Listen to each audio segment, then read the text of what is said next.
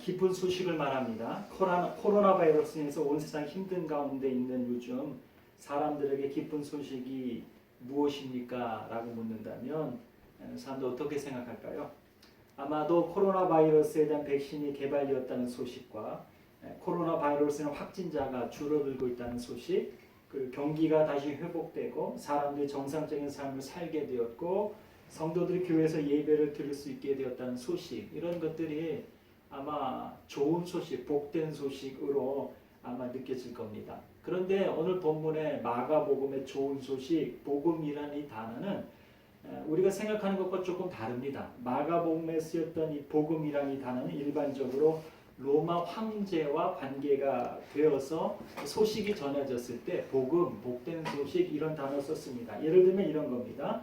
왕자가 태어났을 때, 그리고 새로운 황제가 즉위했을 때, 혹은 로마 군대가 전쟁에서 승리했을 때, 이런 소식을 전할 때에 그것을 복음, 복된 소식이다라고 말했고, 로마에서 이 전령을 파송하고 전령이 곳곳을 다니면서 소식을 전하면서 그것이 복된 소식이다, 복음이다라고 이렇게 이야기를 했습니다.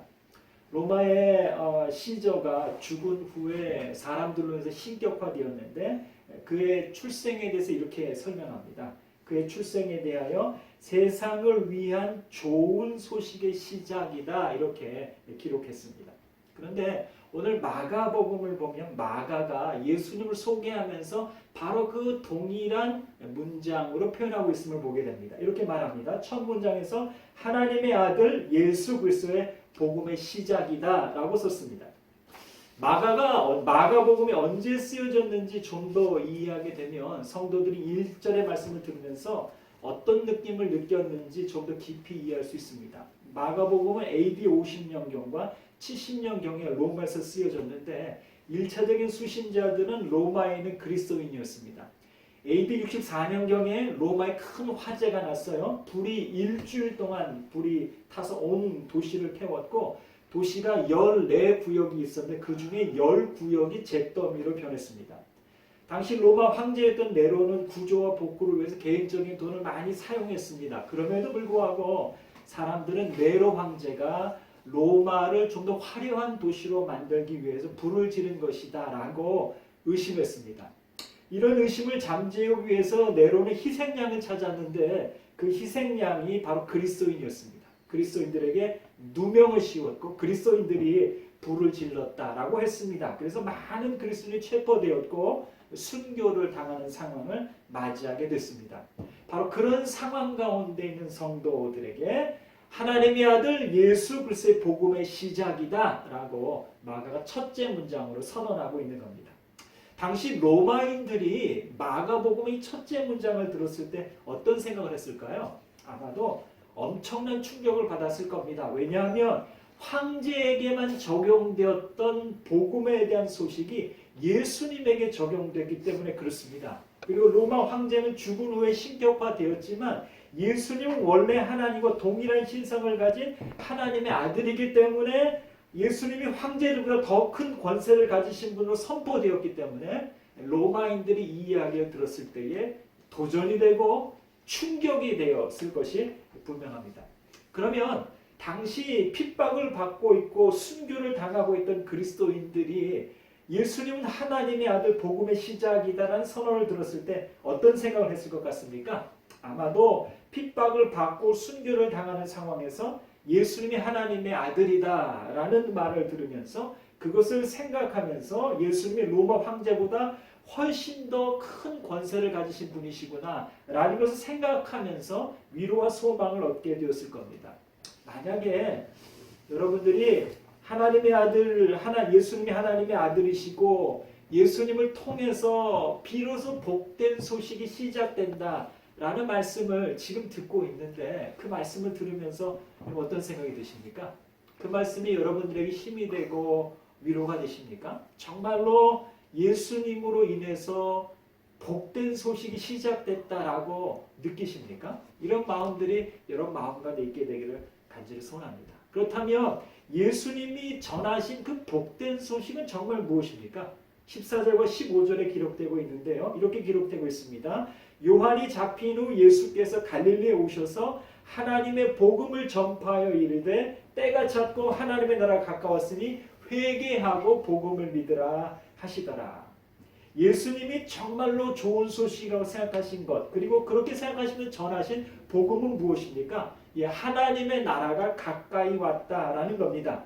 예수님은 본인이 십자가에 죽으심으로 그리고 부활하심으로 인해서 하나님의 나라가 이 땅에 세워지고 많은 사람들이 예수님을 구주로 믿고 영접함으로 하나님의 나라에 들어갈 수 있게 되었다는 것을 바라보시면서 그것이 정말로 좋은 소식이다라고 생각하셨습니다. 주님 마음이 이해되십니까? 주님의 생각에 동의하십니까? 그런 면에서 정말로 우리에게 좋은 소식이 무엇인가 하는 것들을 다시 한번 생각할 수 있는 시간들이 저와 여러분들에게 있길 소원합니다. 이런 삶을 생각해 보세요. 어떤 사람이 있었는데 이 세상에 살면서 원하고 바라는 것도 다 누리면서 행복하게 살았어요. 그렇지만 결국에는 하나님의 나라에 들어가지 못했어요. 그런 사람들을 바라보면서 어떤 생각하실 것 같습니까? 혹시 우리 가운데에 하나님의 나라에 들어가지 못해서 아쉽기는 하지만 그래도 이 땅에 사는 동안에 부러울 것 없이 행복하게 누리며 원하며 살았으니 참 좋았겠다, 괜찮겠다, 썩겠다라는 생각이 드시는 분 혹시 계십니까?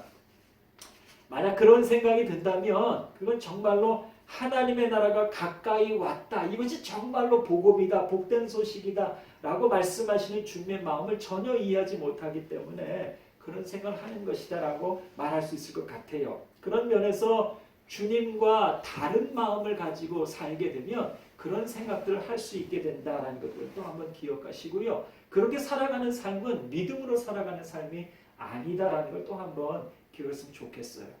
주님은 앞에서 말씀드린 그 사람에 대해서 뭐라고 말씀하실까요? 아마 이렇게 말씀하실 것 같아요. 사람이 만일 온 천하를 얻고도 자기 목숨을 잃으면 무엇이 유익하리요? 라고 말씀하실 거다라고 믿습니다. 하나님의 나라에 들어가지 못하면 결국은 목숨을 잃는 것과 같습니다. 왜냐하면 하나님의 나라에 사는 성도들은 영원한 생명을 가지고 영원히 살게 되지만 하나님의 나라에 들어가지 못하는 사람들은 하나님의 은혜가 전혀 없는 곳, 그렇기 때문에 고통스러울 수밖에 없는 곳, 바로 지옥에서 하나님의 복음을 거절한 대가로 영벌을 받으며 살게 되기 때문에 주님으로 인해서 하나님의 나라에 들어갈 수 있는 길이 열렸다는 건 정말로 좋은 소식이라고 말할 수 있는 겁니다. 주님은 그런 관점에서 하나님의 나라에 가까워하고 하나님의 나라에 들어갈 수 있는 길이 열렸다. 주님으로 인해서 그걸 생각하시면서 그것은 복음이요 복된 소식이다라고 말씀하신 겁니다.